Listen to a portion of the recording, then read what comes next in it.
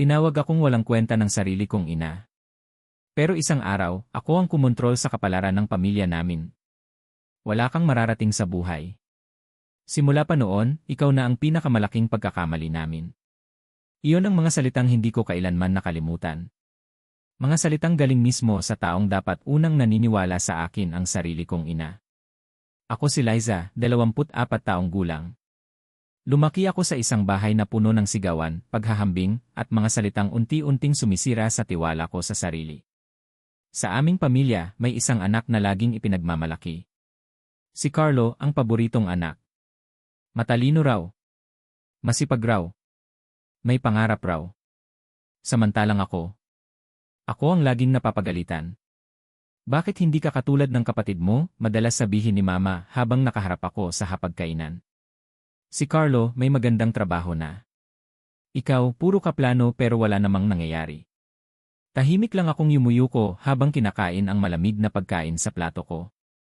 Pero ang hindi nila alam, bawat gabi pagkatapos nilang matulog, nagtatrabaho ako ng palihim.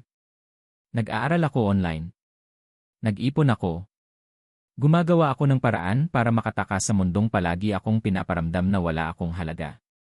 Isang araw, dumating ang pinakamalaking pagsubok. Na-promote ako sa trabaho bilang team leader. Masaya sana ako. Akala ko yun na ang araw na mapapatunayan ko sa kanila na kaya ko rin. Umuwi ako dala ang magandang balita. Ma, may sasabihin sana ako. Hindi man lang sila tumingin sa akin. Busy sila sa pakikipag-video call kay Carlo. Nang matapos ang tawag, ngumiti si Mama. Anak, may balita si Carlo. Siya raw ang magiging manager sa kumpanya nila. Napangiti ako. Wow, congrats kay Kuya.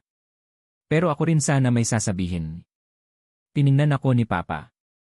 May bago ka na namang problema. Napahinto ako. Hindi po na-promote po ako. Saglit silang natahimik. Akala ko yayakap sila. Akala ko maririnig ko kahit isang beses. Proud kami sa'yo. Pero ang narinig ko ay, team leader lang. Napakunot no ako. Ma? Tumawa si Mama ng mahina. Anak, huwag kang magalit. Pero alam mo naman, hindi lahat ng promotion malaking bagay. Mas masakit ang sumunod niyang sinabi. Baka dahil naawa lang sila sa'yo.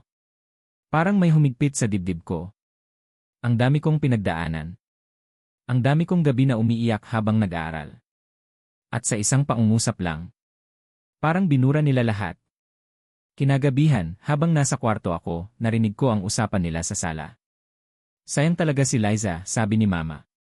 Wala siyang magiging katulad ni Carlo, sagot ni Papa. Napapikit ako. Sa sandaling iyon, may dalawang pagpipilian ako. Manatili akong anak na laging naghahanap ng approval nila. O piliin ko naman ang sarili ko. Lumipas ang 2 taon. Hindi na ako nakatira sa kanila. Tahimik kong binuo ang sarili ko. Ang maliit kong sideline noon ay naging negosyo. Ang dating team leader ay naging may-ari na ng sariling kumpanya. Isang araw, tumawag si Mama. Liza, pwede ka ba naming puntahan? Matagal akong natahimik. Hindi niya ako tinawagan para kamustahin. Kaya alam kong may dahilan. Kinabukasan, dumating sila sa opisina ko. Pero hindi sila makapaniwala sa nakita nila. Mga empleyado. Malaking opisina. Mga taong gumagalang sa akin. Tumingin si Mama sa akin na parang ibang tao ako. Anak, ikaw ba talaga ito? Umiti ako. Opo, ma ako pa rin. Napayo ko siya. Hindi namin akalain eh. Hindi ko siya pinutol. Hinayaan kong matapos. Hindi namin akalain na kaya mo. Doon ko nalaman ang dahilan kung bakit sila pumunta. Nalugi ang negosyo ni Carlo. Nangailangan sila ng tulong. At ang anak na dati nilang tinatawag na walang kwenta. Ang siya nilang nilapitan. Tahimik lang ako habang nakatingin sa kanila. Liza, sabi ni Papa. Alam naming marami kaming pagkakamali. Humina ako ng malalim.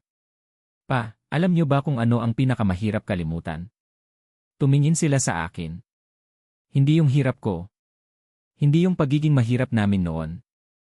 Ang pinakamahirap kalimutan ay yung pakiramdam na kahit anong gawin ko, hindi niyo ako nakita. Natahimik ang buong kwarto. Napaluha si Mama. Anak, patawad. Akala nila tatanggihan ko sila. Pero hindi.